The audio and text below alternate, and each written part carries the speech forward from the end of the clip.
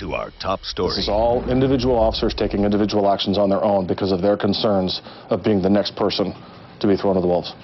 So Portland police officers laying down one of their weapons in a show of defiance or self-preservation. It is the latest fallout from the decision to put an officer on leave after he shot a 12-year-old girl with a beanbag gun. On your side, investigator Dan Tilkin reports on whether officers' reactions will jeopardize public safety. Dan? Well, beanbag guns are one of the less deadly tools that Portland police use. But the union says, and the chief's office is getting word, some Portland police officers are refusing to use them anymore.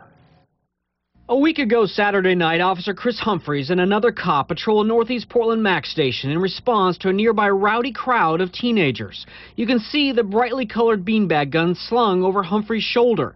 Moments later, the other officer is fighting with the 5'7", 150-pound 12-year-old girl.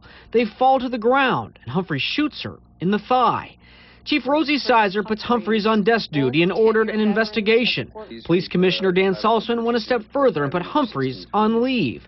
The union estimates 25 officers are now refusing to carry their beanbag guns anymore. Because in their view, with all the information they've gotten, this particular officer used it appropriately, used it specifically how he was trained to use it, and is being taken off the street as a result of that. And they don't want that to happen to them next. Can we talk to you at all about the beanbag gun situation? I have a meeting at 1, sorry. We wanted to talk to Police Chief Rosie Sizer about this, but a spokesperson says she won't be commenting, partly because of a lawsuit against the city and Officer Humphreys over the death of James Chassie.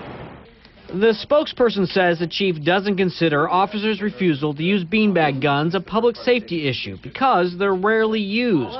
Going back to 2006, they were fired 281 times out of nearly 4,000 use of force cases. That's 7.2%.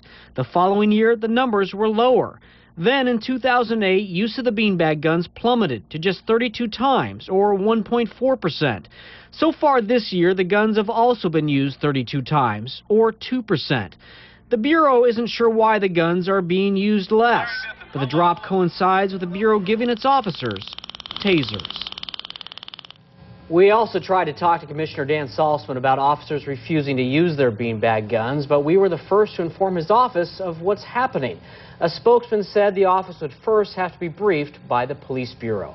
Now, there is an internal affairs investigation into Officer Humphreys' actions, but the police union is planning a rally at City Hall tomorrow morning at 10 o'clock, and they say this is the first time since 1985 that the union has done such a thing. We knew there'd be a lot of fallout from this incident, and we're seeing it. Dan, thank you, sir.